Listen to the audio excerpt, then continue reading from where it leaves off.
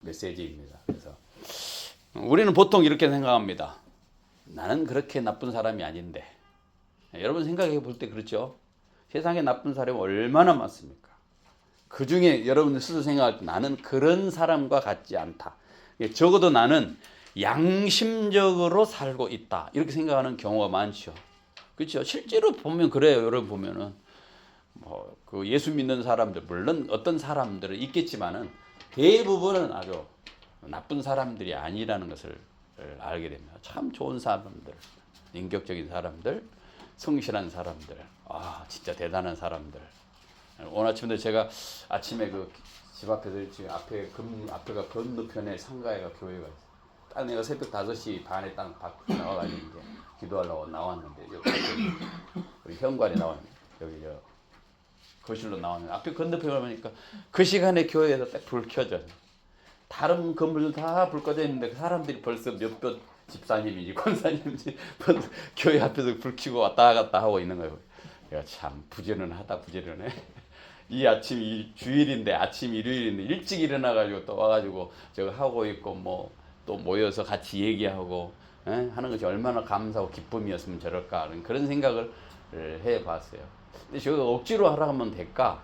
억지로는 안 되죠. 억지로 새벽 기도하세요. 억지로 기도에 나오는 힘듭니다. 근데 자기들이 막 기쁨으로 나와서 얼굴 보고 같이 차도 마시고 같이 기도도 하고 하니까 얼마나 행복하겠어요. 그런 행복이 있으니까 아마 그 시간에도 나왔겠죠. 그걸 보면서 그거에 대한 어떤 착한 마음이 있는 거죠. 그 속에는 사실은. 악한 마음으로는 그렇게 못하죠. 이익도 안 되고 이렇게 한다고 생각하면 따지고 안 하죠. 그렇지만 그 속에 그러나 선한 마음이 있는 거예요. 하나님을 향한. 그런 게 있죠. 성경은 나는 나쁜 사람이 아닙니다. 나는 선한 양심대로 살고 있습니다. 그렇게 얘기하는 오늘 본문에는 또 전체적인 내용 3장 1절부터 31절 전체 내용을 보면 인간이 얼마나 못된 존재인가, 얼마나 잘못된 존재인가를 냉정하게 진단합니다. 그리고 동시에 그럼에도 불구하고 가장 놀라운 구원의 선언을 했어요. 우리가 지난주에 말씀을 드렸죠. 이제는 율법 외에 한 의가 나타나 어마어마한 구원을 설명하고 있는 본문이 로마서 3장입니다. 그래서 인간이 절망하는 것에 대해서 또 하나님의 은혜가 얼마나 크게 나타나는 것을 폭발적으로 보여주는 그러한 그 부분이 이 로마서 3장에 나타나는 겁니다. 인간의 절망. 우리 그렇게 말을 합니다. 여러분이 생각할 때 이런 거예요. 죄를 지은 사람들 죄책감에 쌓이지 않아요. 그죠? 죄책감이 짓고 힘들어합니다. 근데 때로는 그 죄책감, 죄에 대한 그 힘듦을 통해서 뭘 아냐면은 그 죄를 용서해 준 은혜의 큼을 알게 되는 거예요. 그래서 성경은 죄가 더하는 곳에 은혜가 더하다. 죄가 있는 곳에 은혜가 더한다는 말은 뭐냐면은 죄를 져라 그 말이 아니고 죄에 대한 각성, 죄에 대한 뼈저린 인식이 있을 때에 그 죄를 용서해 주시는, 사해해 주시는 하나님의 은혜가 더 크게 더 부각된다는 얘기예요. 그래서 철저하게 자신의 죄를 뉘우치고 회개하는 사람이 더 큰 은혜를 누립니다. 어거스틴 같은 사람이잖아요. 뼈저리게 느끼잖아요. 어머니의 젖꼭지를 빨면서 그걸 물었던 그 죄까지 회개합니다. 그 양심에 하나라도 이렇게 거리낌 없이 전부 다 회개하고 참회를 하잖아요. 참회하죠. 그러면서 하나님 앞에 들어가는 것이 진짜 얼마나 큰 안식이냐라고 설명을 하고 있는 것이죠. 그래서 하나님의 은혜가 크다라는 것을 그렇게 고백을 참회록에서 고백하고 있지 않습니까? 로마서 바로 3장이 바로 그런 겁니다. 얼마나 인간이 절망적인 존재인가라는 것을 알게 하고 더불어 하나님의 은혜가 얼마나 큰가라고 하는 사실을 대비해서 보여주고 있는 겁니다. 어떤 사람이 병원에 갔습니다. 의사가 검사 결과를 보더니 말합니다. 당신은 지금 심각한 병에 걸려 있습니다. 곧 죽을지도 모릅니다. 그런데 이 사람은 이렇게 말합니다. 아니요. 저는 지금까지 괜찮은데요. 아무렇지도 않은데요. 헬스에 운동하는 집사님이 자기는 아무 이상이 없대. 근데 폐암이에요. 폐를 3분의 1을 잘라냈어요. 자기는 아무 괜찮은데 왜 병원에 가서 오라고 하는지 모르겠대.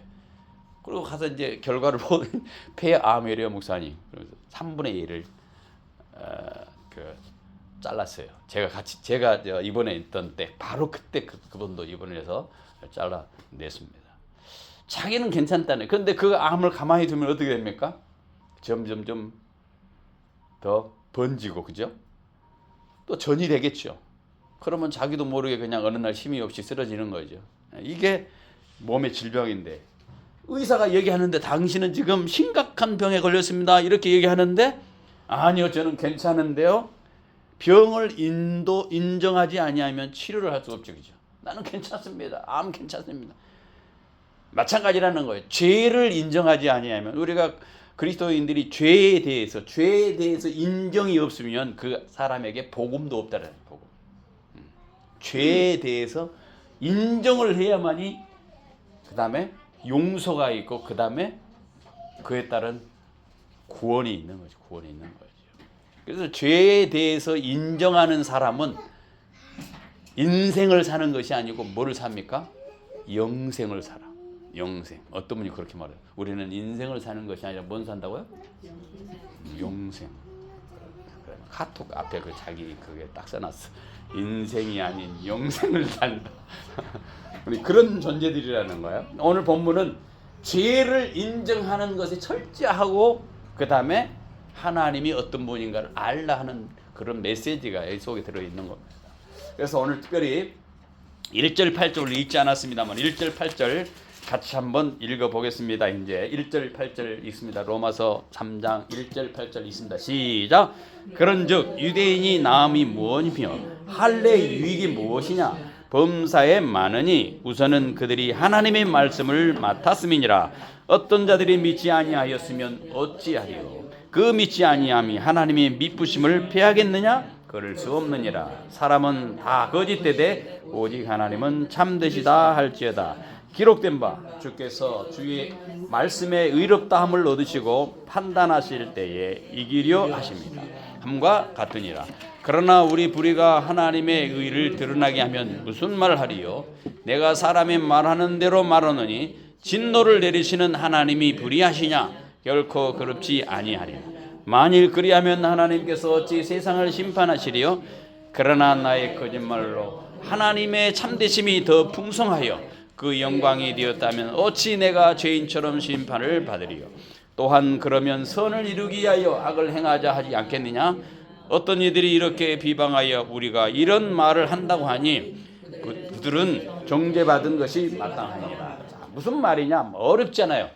이해가 됩니까? 이해가 돼요? 읽기는 읽었는데 이해가 안 돼. 간단합니다. 인간이 가지고 있는 이 율법을 지키는 것으로 우리는 좋습니다라고 이렇게 자랑하는 거예요. 그게 뭐냐? 유대인이에요. 유대인. 우리는 율법을 가진 백성이다. 그러면서 하나님에 대해서는 믿지 않아. 그렇다면 유대인이 낳은 게 도대체 뭐가 있느냐? 그래서 답이 뭐라고 했어요? 하나님의 말씀을 맡은 것뿐이냐? 하나님의 말씀을 맡은 것. 중요한 반전이 나오죠. 말씀을 맡았다는 것만 가지고 그것이 다 되느냐? 그것이 아니라는 거예요. 말씀대로 살아야죠. 율법을 받았다고 해서 그것만 해서 우리는 율법을 받았어. 나는 교회에 나가. 그것만 것이 아니라 교인으로 살아야 된다는 거예요. 그게 뭐냐? 오늘 본문에 인간은 하나님의 율법을 받고 그 율법을 못 지키더라. 못 지키더라. 그래서 인간이 실패한 존재다. 인간이 실패하면 하나님의 약속도 하나님의 구원의 약속도 실패하는가? 그렇지 않다는 거야. 하나님이 인간이 죄져서 실패하고 율법을 지키지 못하더라도 하나님은 그 약속은 결코 실패하지 않는다는 거야. 성경은 그래서 그렇게 말합니다. 절대 그렇지 않다고 성경은 선언하는. 사람은 다 거짓되되 어떻다? 하나님은 참되시다. 하나님은 참된다. 사람은 거짓돼. 그렇지만 하나님은 참된다. 그 말이 뭐예요? 사람은 다 율법을 지키지 못해. 가지고만 있고 그걸 가지고 있는 것으로 뻑이고 그것을 가지고 있는 것으로 자랑하지만은 그런데 그래서 실패자가 되지만 하나님은 그렇지 않다. 하나님은 사람과 같지 않다라는 거예요. 어떤 아버지가 자녀에게 약속을 했습니다. 아빠가 반드시 너를 도와줄게. 근데 그 아빠는 실수 안 합니까? 합니까? 안 합니까? 사람인지라 실수합니다. 사람인지라 실패를 합니다. 도와줄 수 없을 수도 있어요. 그렇다고 그 아버지의 그 약속이 취소된 겁니까? 그렇지는 않죠. 취소된 건 아닙니다. 진짜 그 아버지가 자녀를 사랑한다면 그 실패 속에서도 내가 그것을 지키려고 노력을 하고 지켜야 되겠죠. 그게 그 아버지의 신실이죠. 우리가 하나님께서 우리를 사랑하시는데 하나님께서 우리에게 약속을 했어요.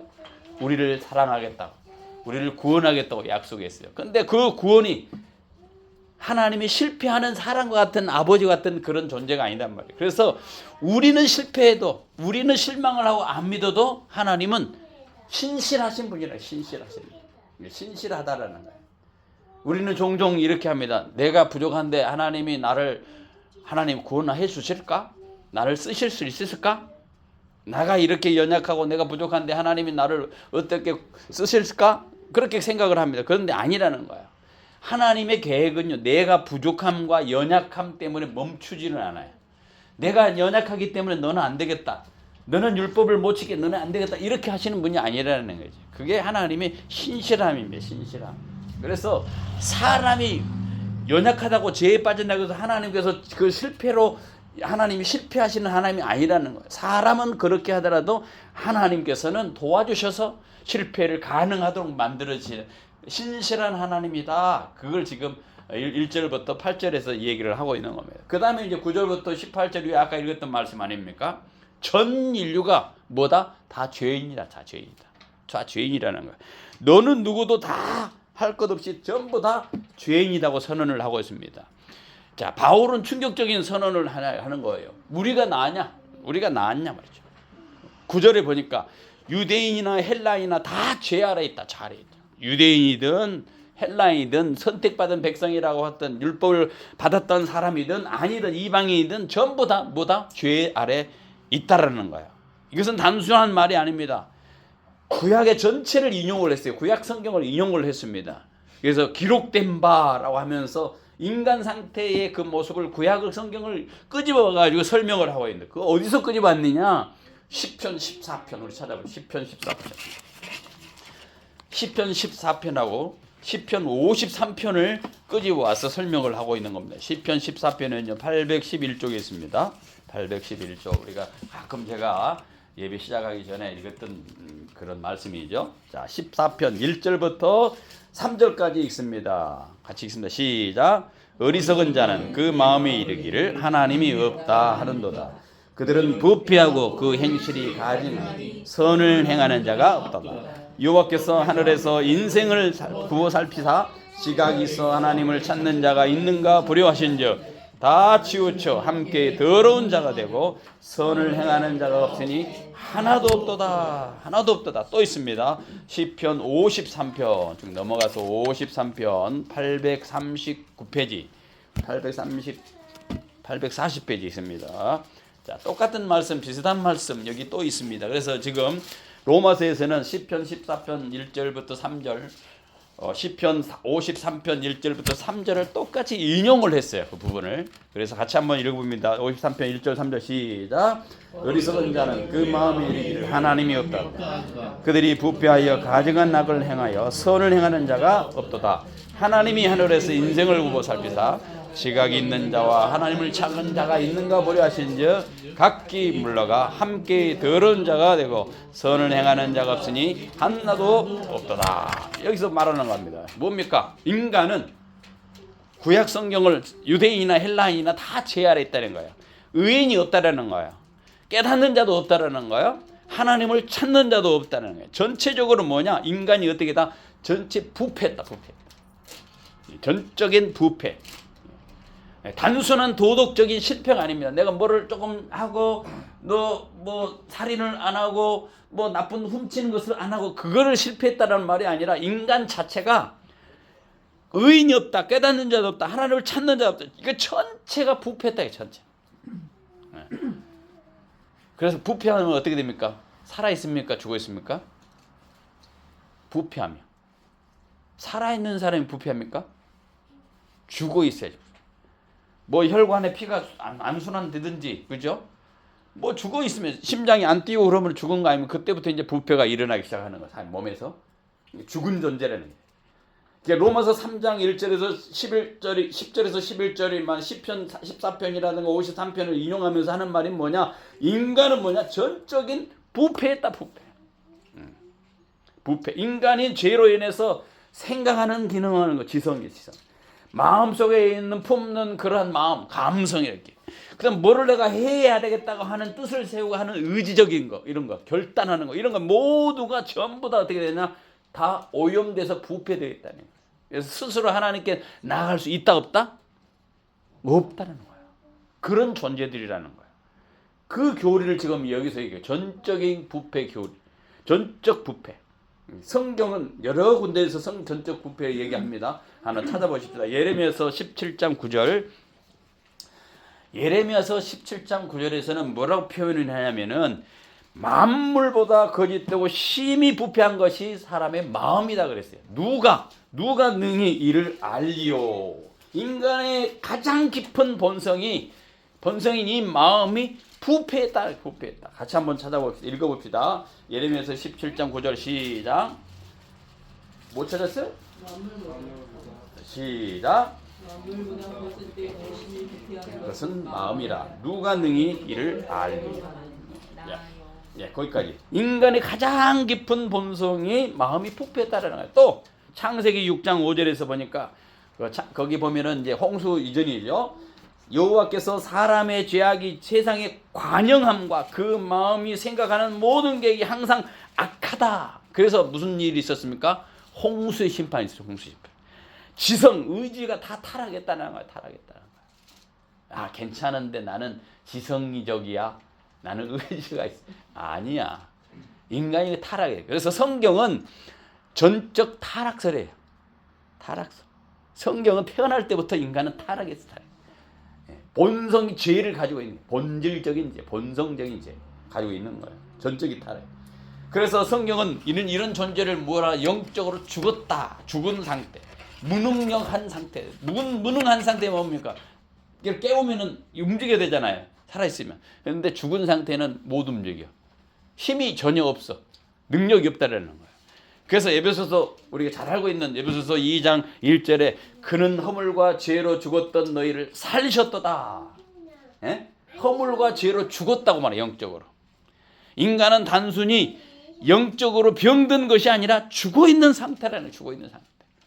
하나님을 모르는 백성, 예수 그리스도를 알아서 생명이 살아나기 이전의 백성을 뭐냐?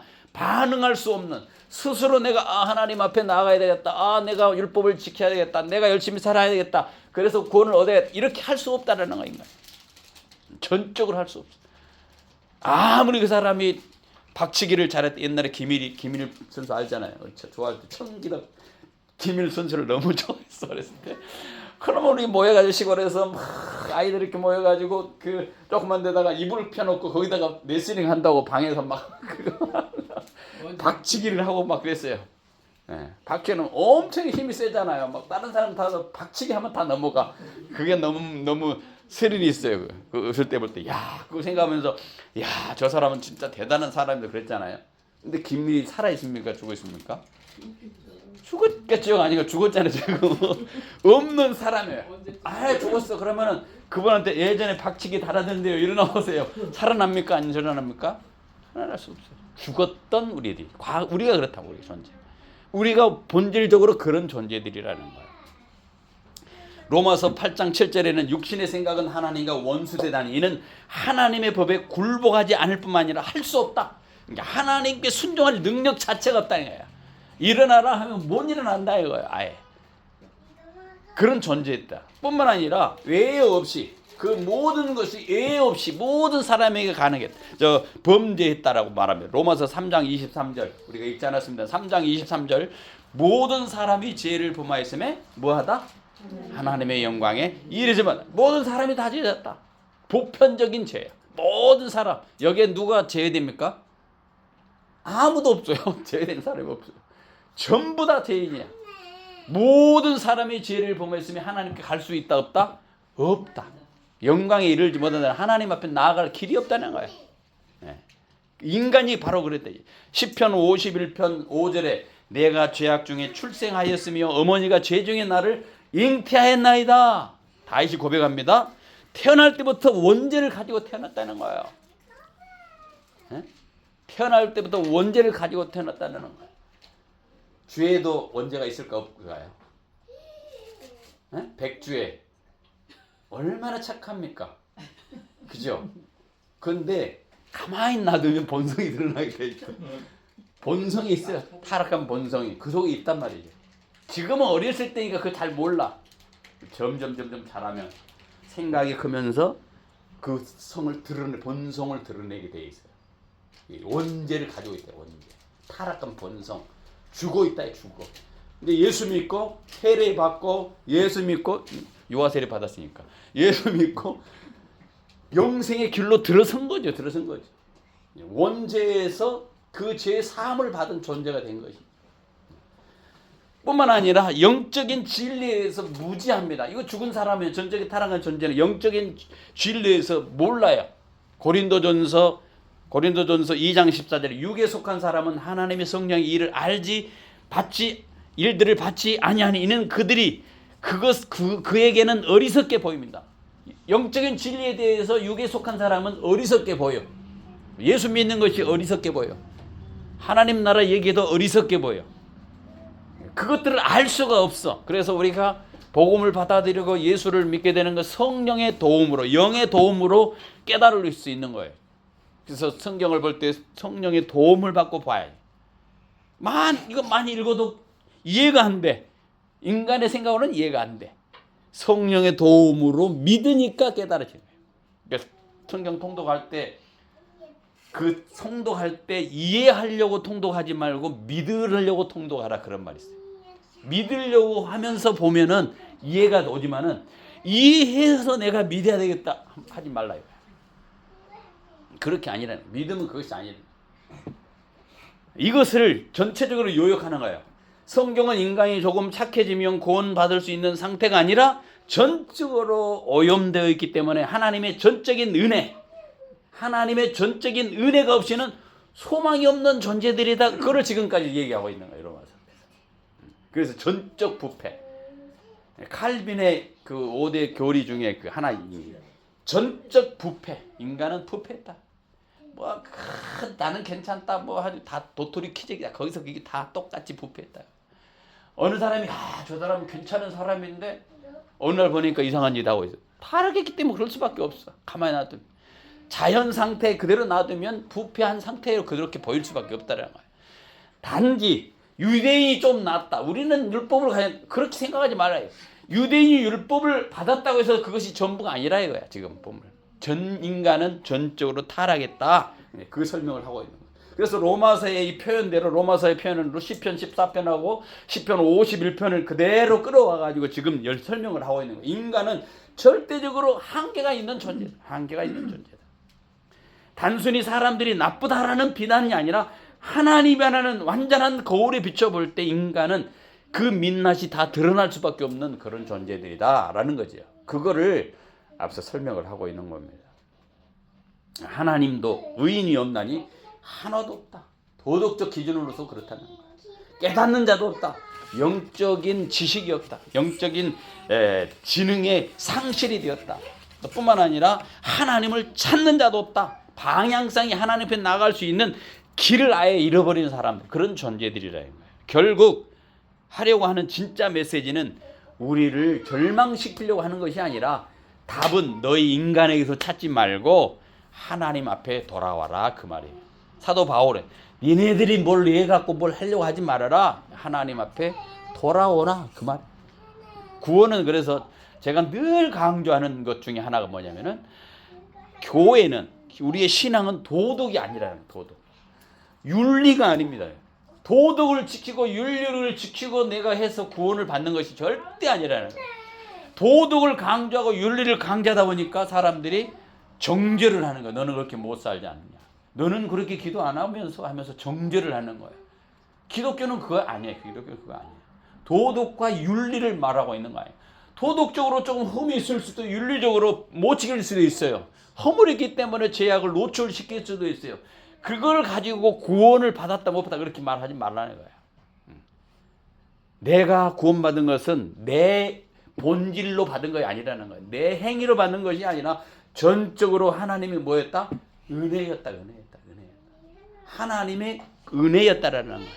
하나님을 찾지도 못하고 우리 속에 하나님을 알만한 지식도 없고 하나님에 대해서 없다고 생각하고 그런 인생이 그 본성을 가진 인생, 그래서 하나님을 앞에 도망치려고 하는 인생인데 하나님께 스스로 오려고 그렇게 했던 인생이 아닌데 그럼에도 불구하고 하나님께서 우리를 구원해 주신 이유가 뭐냐?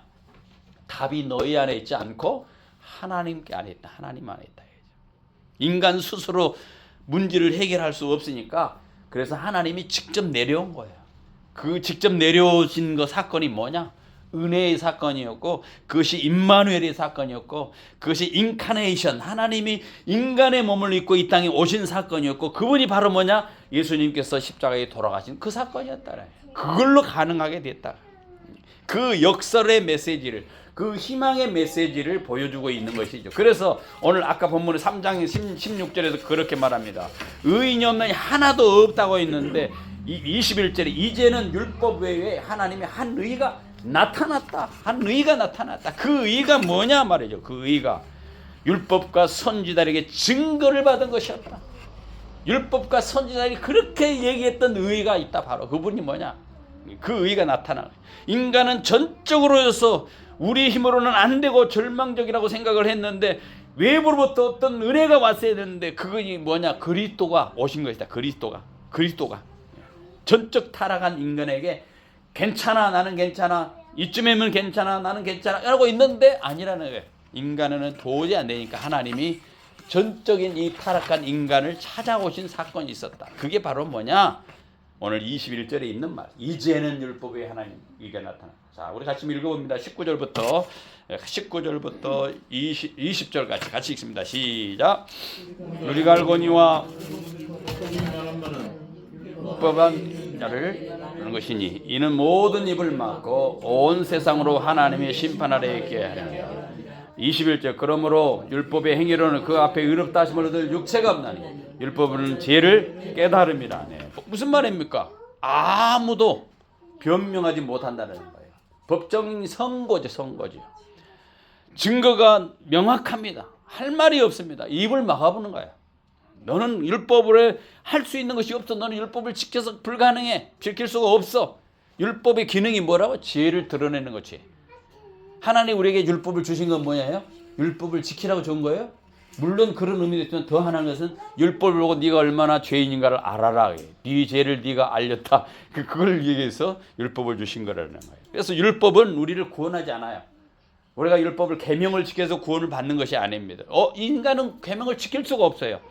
율법은 뭐냐? 사다리가 아니에요. 하나님께 올라가는 사다리, 고행을 해서 올라가는 사다리 아니고 뭐냐? 율법은 거울이에요. 거울이 뭐예요?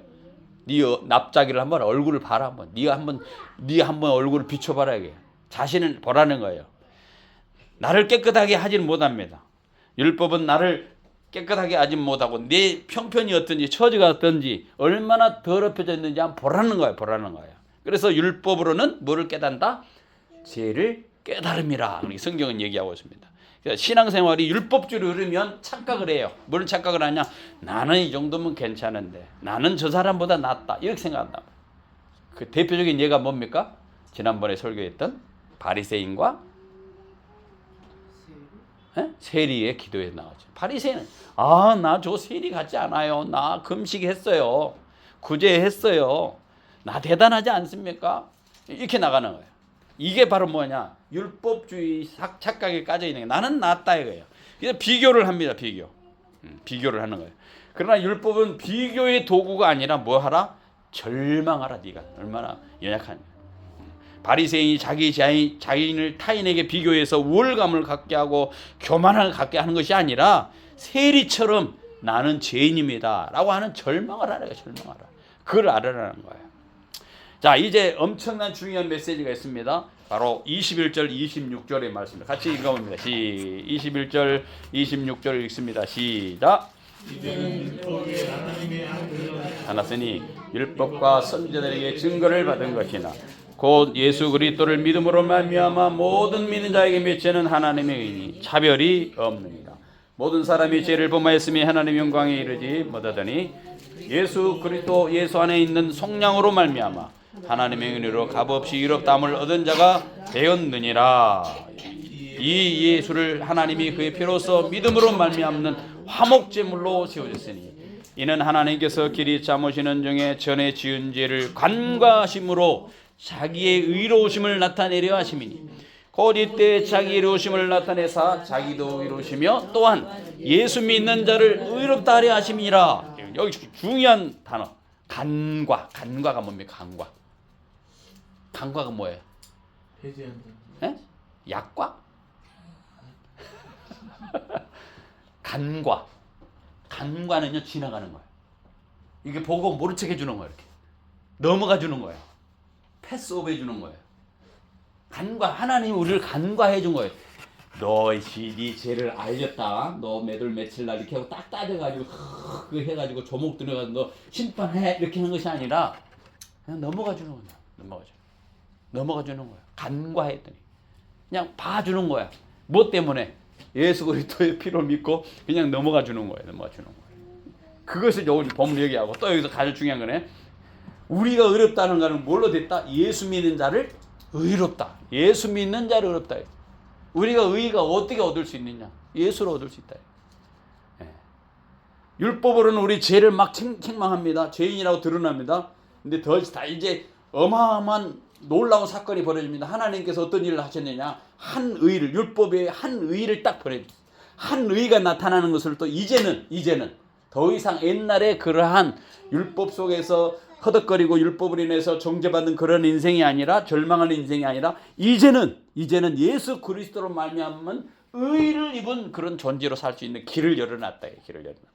이제는 이 의는 예수 그리스도를 믿음으로 말미암는 의예요. 의가 나타났다고 하는데 그 의가 뭐냐? 뒤에서 나오잖아요. 예수 그리스도를 믿는 의. 그래서 26절에 예수 믿는 자를 의롭다 하려 하십니다. 의롭다. 그러므로 예수 믿는 사람은 죄인입니까? 의인입니까? 대답을 못해. 죄인 것 같거든. 전부 다 죄를 많이 했거든. 그런데 법적인 선언으로서는 하나님이 우리를 의롭다 여겼다는 거예요. 왜 안 믿어요? 자기가 죄인이라고 생각하니까. 늘 죄라고 죄책감을 너무 많이 죄에 대한 영향력을 많이 받았기 때문에 안 버려. 항상 죄인 같아. 아니라는 거예요. 하나님의 법적인 선언은 예수의 의를 입었기 때문에 의인이라는 거예요. 하늘나라에 들어가는 사람은 의인이 들어가요? 죄인이 들어가요? 그 의를 덧입는 죄인이 의를 덧입어서 들어가는 거예요. 죄인이.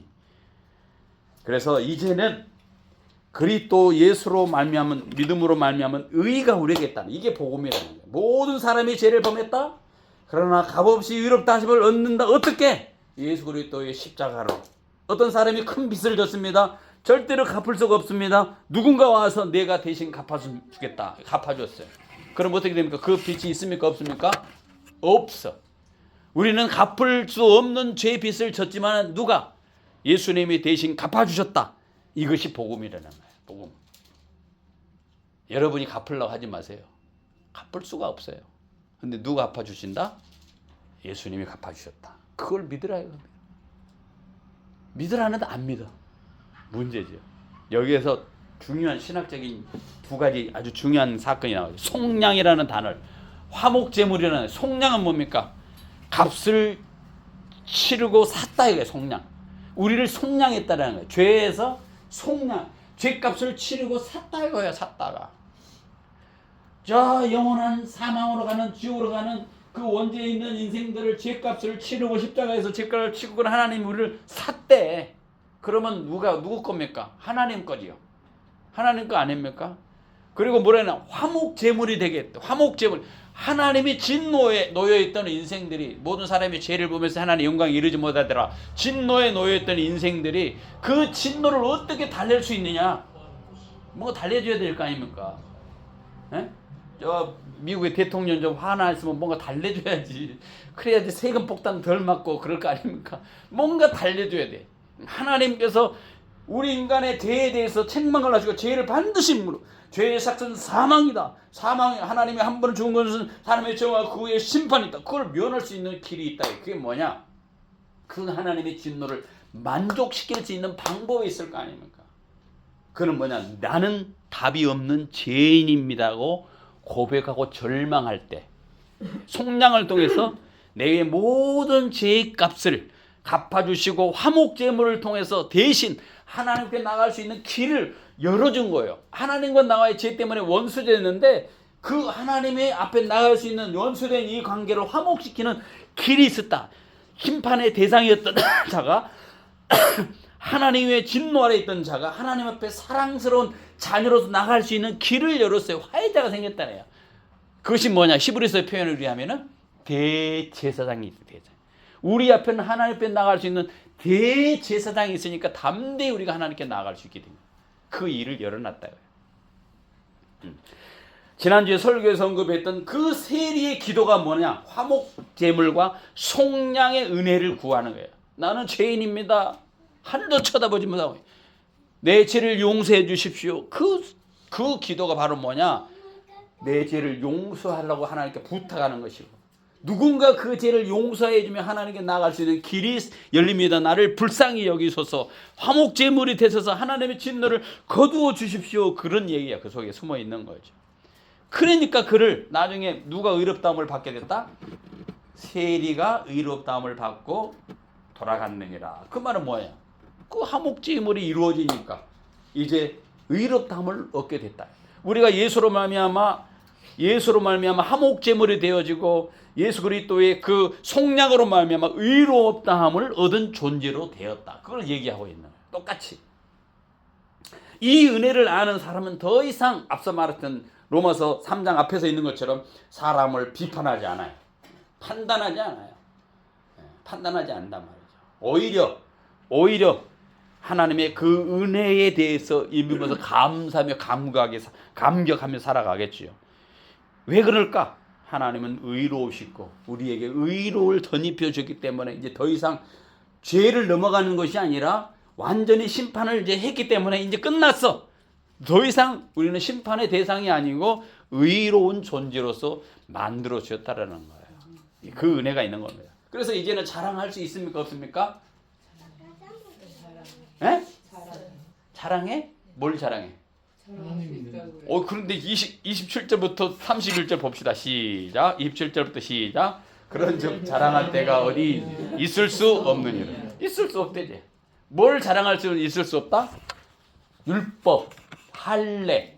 난 다 잘하고 있어요. 이렇게 하지 말. 인간의 노력을, 인간의 어떤 그 행위를 자랑하지 말아요. 내가 뭐 해갖고 이렇게 그렇게 하지 말아 말이야. 유대인들이라고 뭐 잘나서 그랬다 이렇게 하지 말아요. 자랑할 때가 어디 있느냐? 있을 수 없느니라. 무슨 법으로냐? 행위로냐? 아니다. 오직 믿음의 법으로니라. 믿음으로 우리는 자랑할 수 있는 거지 나머지는 못한다 이거죠. 그러므로 28절 시작. 그러므로 사람이 의롭다 하심을 얻은 것은 율법에 행했지 않고 믿음으로 되는 줄 우리가 인정하노라.